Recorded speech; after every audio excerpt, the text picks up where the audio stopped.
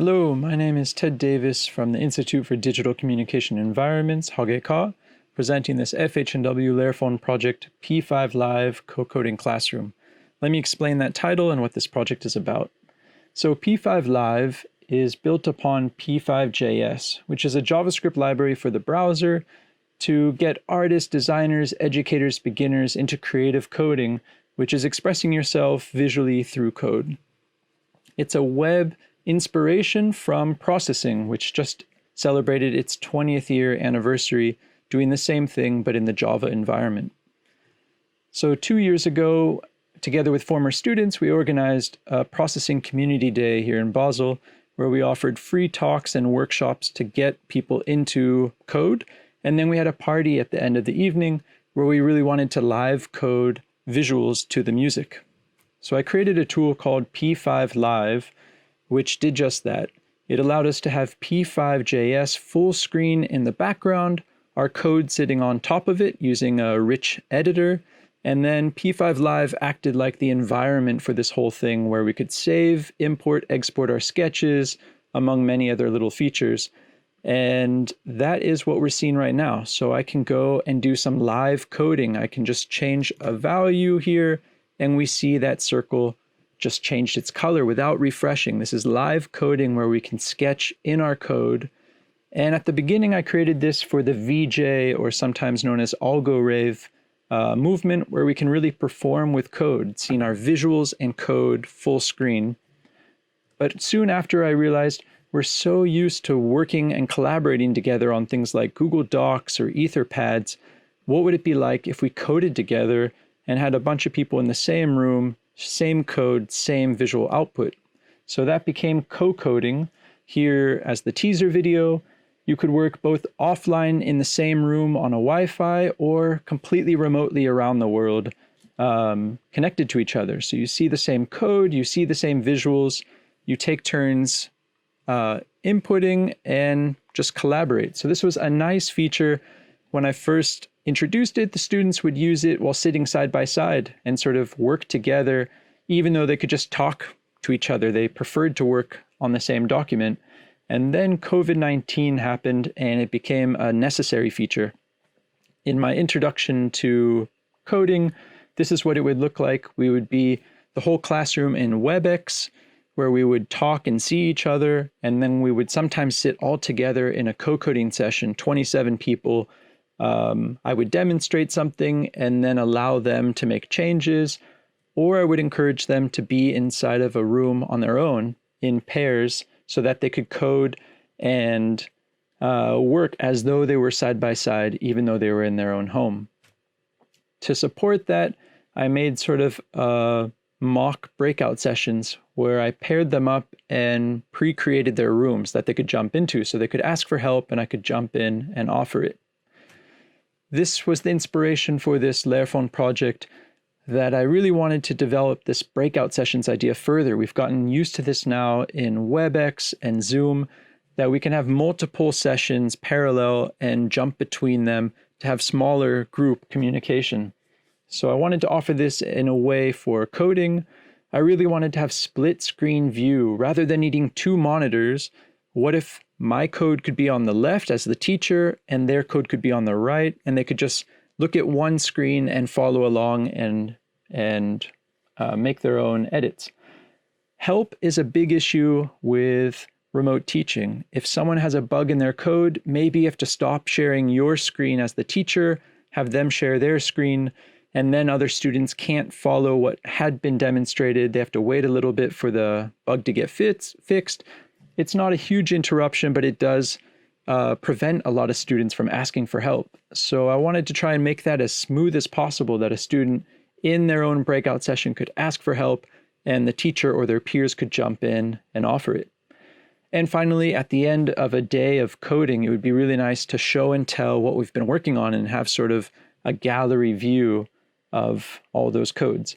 So I proposed 2 workshops, one in the summer, one in the winter, to test out the features as they're developed and make this sort of a beta process of development. The first proof of concept is this video here. I had to change, sort of rebuild from scratch this co-coding ability using a new engine called YJS, which is an open source project coming out of Berlin. Really bulletproof ability to collaborate any kind of data and sync those changes between each other. So here I have 4 parallel sessions, and any changes made in one of them update in the other windows that are open behind it. So this was like, all right, this will be possible with multiple sessions at the same time.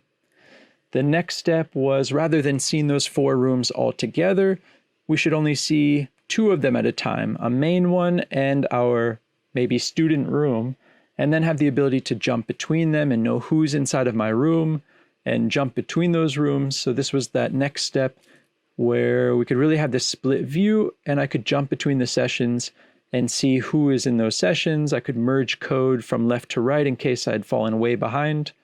And this was the basis before a lot more functionality was added prior to the first workshop. But it was working, and this was ready to go. So a basic wireframe sort of to design where I should go with this. A really key feature is this hand to be able to ask for help, and then your name would show up first on the list of our shared room. So somebody could just click on your hand and jump into that room to offer help, showing which room you're in so that you could jump into that person's room.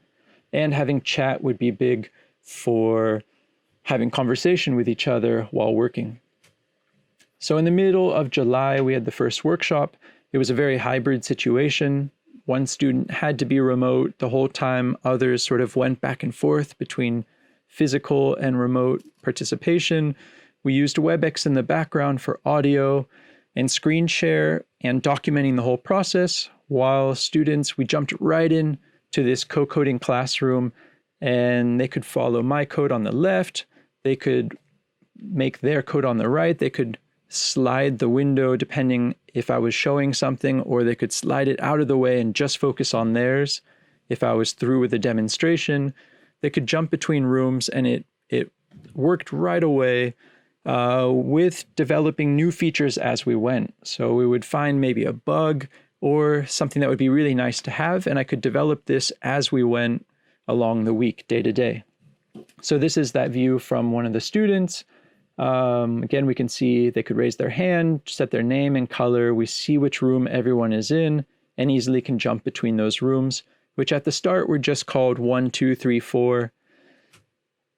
They still had to open up a WebEx if they were remote to see a demonstration, or maybe to see what my mouse was doing on my side of the code, something that a future version of this tool might even mirror my mouse, so that they could really just look at the code and see what I'm doing on that side of the window. But over the days, added new features here, added the ability to start over, because this is a volatile sort of playground, to rename your room, to save the sketches into this other P5Live tool, because again, this is sort of a playground that you should constantly start over and sort of work on a project, but it's not where you save all your projects. You would take it out of that. We spent an afternoon coding together in pairs, and without chat, they needed to leave comments for each other in the code, which worked. Here they're asking if that code worked, but of course it got confusing. Where was the partner leaving a comment? You could follow the mouse and the cursor of each other, but it was hard to really collaborate. Chat was quite necessary. So a couple of days later, I could implement that, where each room had its own chat. So we could talk as a group or inside of each session.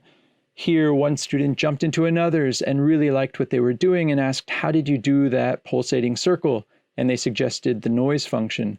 So then they jumped into their room to see how it was going, and they were having a problem, and then they could suggest what the issue might be, and then they got it working again. So this was all outside of the teacher having to intervene. They could really help each other out, and here a student was asking for help that then somebody jumped in and could offer it. This is a time lapse of what this looked like from the student's perspective, seeing my code on the left, a demonstration, and them taking it and running on the right, and occasionally jumping between the rooms to see what each other are doing. There you could see they rarely had to open up WebEx. They could really hang out in that space.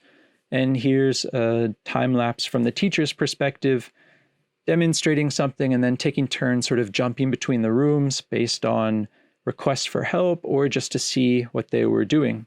So it was really parallel to walking around a classroom and just looking over his shoulder to see how the progress is going.